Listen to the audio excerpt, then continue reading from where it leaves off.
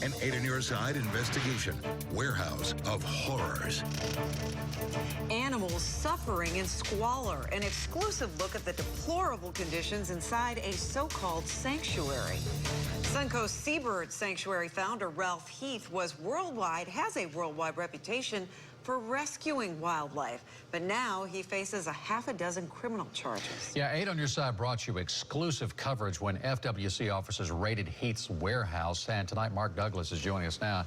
He's going to show us some exclusive photos of what they found inside. And it's kind of hard to look at. You told me earlier, just brace yourself. It sure is. Some of the photos you're about to see, Keith and Stacy, are quite graphic in the description and the deplorable conditions inside that warehouse. And they may also be quite shocking for anyone who regards Ralph Heath as a wildlife protector.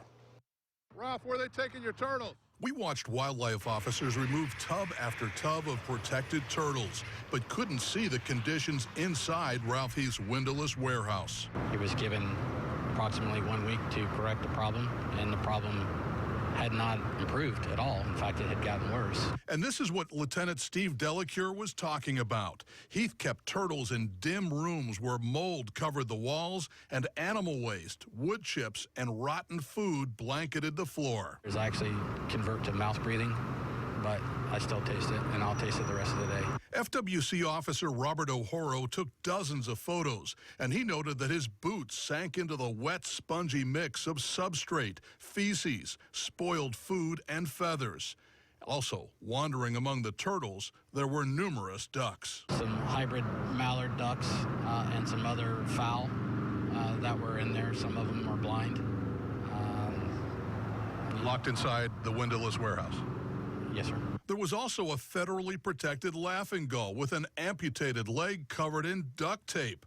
Numerous pigeons and doves held captive in bird coops.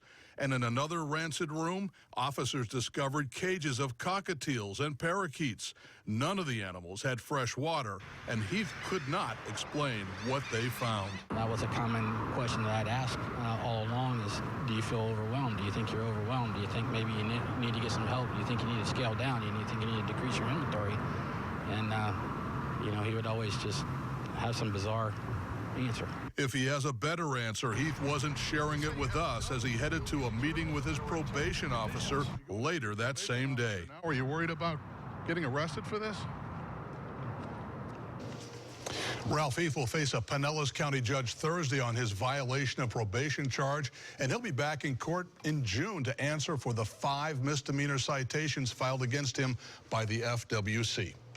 Well, it's just awful, as you pointed out, hard to watch. But what's going to happen to all of these animals that the FWC left behind last week? I spoke to Vernon Yates today. He's more or less in charge of that. He's working with Heath to move all of those animals outside, in his words, where they can see sunlight. So maybe that'll help with those blind ducks and so forth. But at least they'll have sunlight, but they'll still be there. All right. Thank you, Mark.